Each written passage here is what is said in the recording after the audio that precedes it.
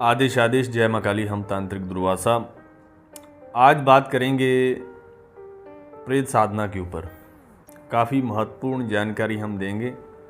हमारे कुछ साधकों ने पूछा भी है कि गुरुजी जो प्रेत है इतने अच्छे क्यों माने जाते हैं। देखो, बहुत सारे लोग प्रेत के दीवाने होते हैं, मतलब कि प्रेत सिद्धि से वाकिफ़ होते हैं और वो प्रेत सिद्धि ही करना पसंद करते हैं। खासियत इसमें ये है, जिन साधकों के पास है ये, जिन्होंने सिद्ध किया है, उन्हें भी ये चीज़ पता होगी। और नए साधकों को भी हम बता दें कि ये बहुत ही समझदार होते हैं, यानी कि बुद्धिमान, बोल लो कि बुद्धिमान बहुत होते हैं ये जैसे कि कोर्ट कचहरी का अगर किसी का चक्कर पड़ गया है, अगर उस केस में इसका प्रयोग कर दिया जाए तो कुछ ही समय के अंदर वो व्यक्ति जो है केस से बाहर आ जाता है।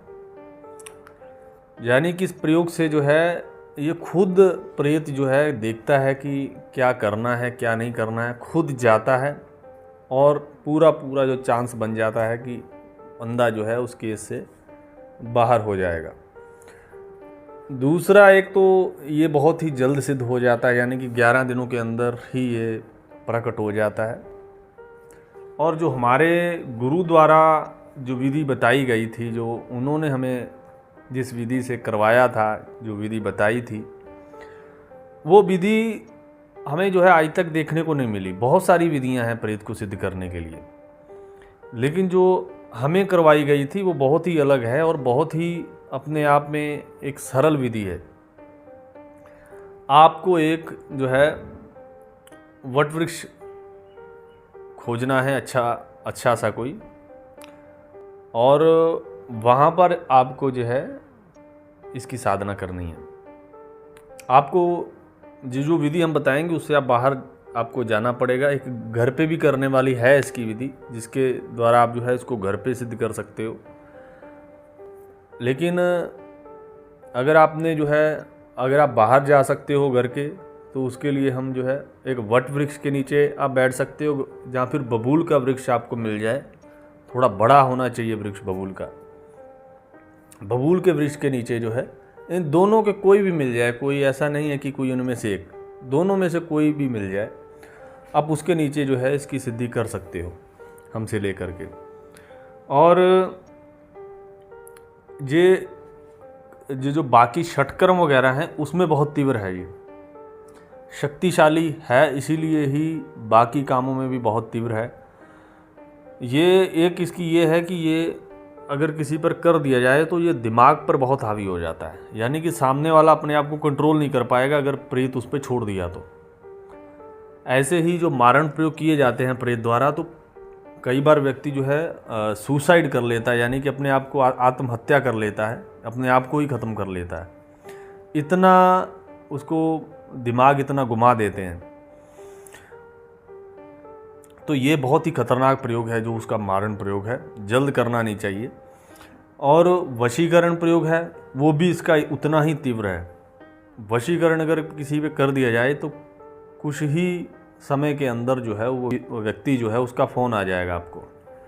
मान लो वो काफ़ी लंबे समय से आपसे बातचीत में नहीं है, तो आप इसका प्रयोग करेंगे, आपको बैठे बैठाए ही कुछ समय के अंदर ही, 1-1.5 घंटे के अंदर ही आपको उसका फ़ोन आ जाएगा। अगर वो आसपास में है व्यक्ति, तो आपसे जो है मिलना जुलना शुरू कर देगा। ये इसकी खासियत है कि ये दिमाग पर बहुत जल्दी हावी होता है। तो अगर नॉर्मली जो इसका वशीकरण प्रयोग है, 1-2 दिन के अंदर किसी को भी वश में कर सकता है। ये एक इसका तीव्र प्रयोग होता है, वो बहुत जल्दी असर कर देता है, यानी कि 4-5 घंटे के अंदर ही वो बंदा पूरी तरह आपके वश में हो सकता है। लेकिन उसमें थोड़ा सा आपको समय ज़्यादा लगता है, मेहनत ज़्यादा लगती है वो प्रयोग करने में। लेकिन जो इसका जेन्युइन जो प्रयोग है, 1-2 दिन में ही ये सामने वाले को जो है वश में कर देता है। तो वशीकरण के लिए एक तो बहुत बढ़िया है। बाकी कारोबार के लिए बहुत बढ़िया है। आप बिज़नेस करते हो, कारोबारी हो, तो आपको उसमें बहुत मदद करेगा। ये इसका प्रेत सिद्ध करने का जो है बहुत ही एक मुनाफे वाली बात है आप सबके लिए। अगर कोई भी इसको ज़िंदगी में कर लेता है तो वो कभी भी गरीब नहीं रहेगा, चाहे कितना भी कर्ज क्यों ना हो उसके ऊपर। ये ऐसे ऐसे रास्ते बता देगा साधक को कि उस कर्जे से वह व्यक्ति बाहर आ जाएगा। अपने साधक को कभी भी ये गरीब नहीं रहने देता। कोई भी शक्ति नहीं चाहती कि मेरा साधक गरीब हो, जब तक वो साधक खुद ना चाहे कि मैं जो है सन्यासियों की तरह रहना चाहता हूँ।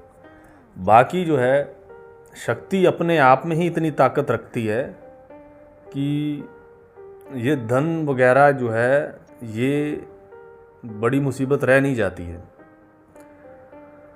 लेकिन साधना इसकी सही तरीके से की हो। ऐसा नहीं है कि जो साधना जो है विधि विधान पूर्वक होनी चाहिए, आधी अधूरी साधना नहीं होनी चाहिए। पूरी आपने अगर करनी है, कोई भी साधना हमसे लेकर करनी है, हम तो कोई भी साधना या सिद्धि करवाते हैं तो उसको पूर्ण रूप से करवाते हैं, पूरे विधि विधान पूर्वक। जब आप कहीं बाहर से साधना करते हो आधी अधूरी, तो क्या होता है, मान लो प्रेत की ही कर रहे हो, तो जो प्रेत है वो आपको पूरा सिद्ध नहीं होगा। क्या है, उसमें छोटी छोटी गलतियां कर देते हो, वो साधनाएं बीच में रह जाती हैं। कई बार वो अनुभव होते हैं, सफल नहीं होती हैं। तो गुरु अच्छे से बताता ही नहीं है कि सफलता तक, वचनों तक पहुंचना कैसे है, कि शक्ति से वचन कैसे करवाने हैं। हमारे पास बहुत सारे ऐसे केस आए हैं, गुरुजी मैं यहाँ गया, वहाँ पर मुझे अनुभव हुए, उस गुरु के माध्यम से मैंने साधना की, अनुभव हुए, लेकिन मेरे को वचन नहीं हुए, मेरे को वो शक्ति सिद्ध नहीं हुई।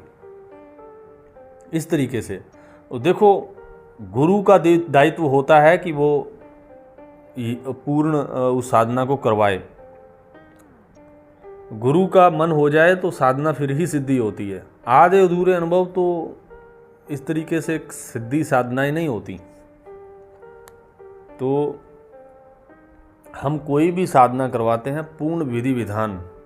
हम कई बार डांटते भी हैं अपने साधक को, अगर वो गलती करता है, उसके भले के लिए, उसके अच्छे के लिए। ये गलती तुमने नहीं करनी है, इस गलती से ये नुकसान होगा या शक्ति में साधना में बाधा आ सकती है। तो वो सारा हम जो है अपने साधक को बताते हैं। और जो भी साधक इस सिद्धि को करना चाहता है वह हमसे बात कर सकता है। बाकी मिलते हैं अन्य वीडियो में, तब तक के लिए नमस्कार। जय मां काली।